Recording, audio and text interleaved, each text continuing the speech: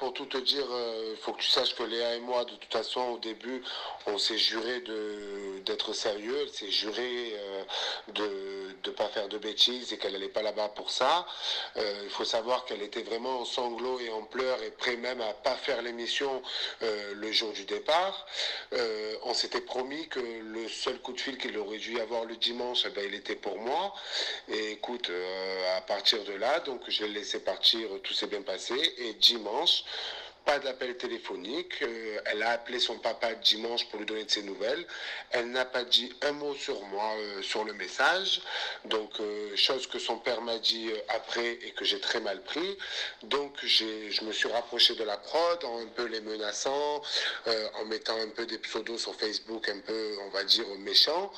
Et la prod m'a rappelé le lundi, donc hier, en me disant Jérémy, il faut bien que tu comprennes, tu n'es pas blacklisté, toute la production connaît ton existence, c'est Liam qui n'a pas voulu rentrer en contact avec toi dimanche, c'est Liam qui n'a pas voulu rentrer en contact avec toi même maintenant, vu que je lui ai proposé de te rappeler.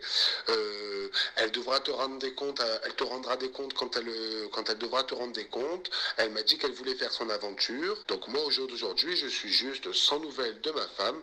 Je ne comprends pas pourquoi elle ne veut pas rentrer en contact avec moi, pourquoi elle refuse de m'appeler, alors que vraiment, il n'y a rien à savoir sur moi, aucun dossier, aucune ambiguïté. Et c'est impossible qu'elle ait su quelque chose sur moi puisque je suis irréprochable. Donc voilà, je ne comprends vraiment pas son comportement. Quant à ce qui s'est passé entre nous, entre elle et moi depuis 5 mois, je peux te dire qu'il s'est passé d'énormes choses.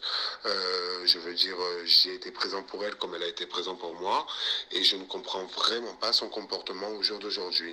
Et je tiens même à te dire que je ne suis vraiment pas là à penser à ce qu'elle me trompe ou elle ne me trompe pas, vu que j'ai 100% confiance en elle. Je me demande juste la raison pour laquelle elle ne veut pas rentrer en contact avec moi.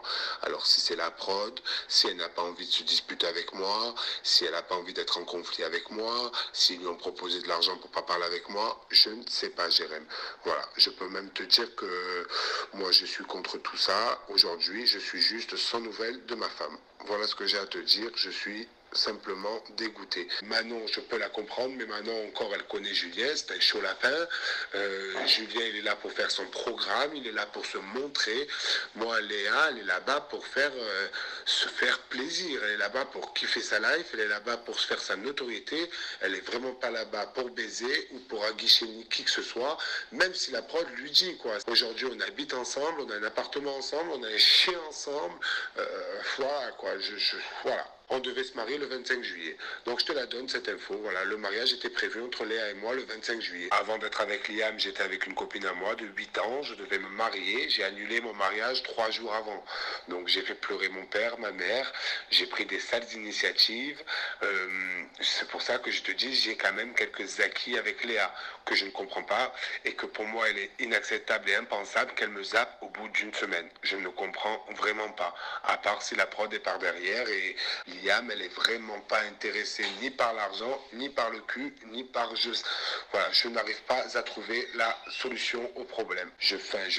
Voilà, j'espère être sûr de ma femme quand je te dis que je sais que c'est pas des mecs comme Kevin, c'est pas des mecs comme Julien, et c'est pas ça qu'elle cherche. C'est sûr, loin des yeux, loin du cœur, le Buenos Aires, 40 degrés, la Pampa, il n'y a pas de problème.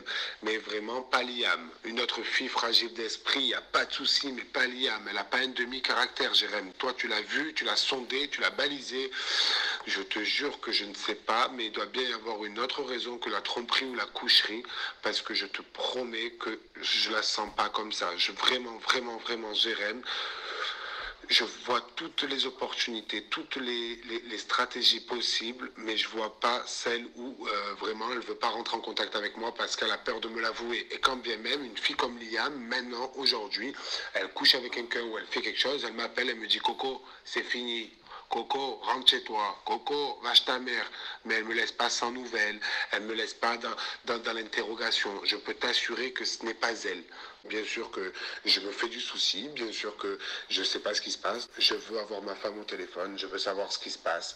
Voilà. Donc c'est moi qui tiens, on va dire, en ta parole et voilà que ce soit toi qui va me tenir au courant, parce que je sais que c'est toi qui as tes tops, je sais que c'est toi qui as tes petits espions de partout. Jérém, on peut tous dire ce qu'on veut sur toi, mais on sait très bien que ça reste ton métier, c'est toi la fouine, on le sait tous. Je suis sans arme, ma seule arme c'est l'attente, voilà, c'est ma seule arme, ça reste l'attente. Le fait qu'elle me laisse sans nouvelles, le fait qu'elle ne m'appelle pas, c'est qu'il y a autre chose, c'est qu'il y a autre chose.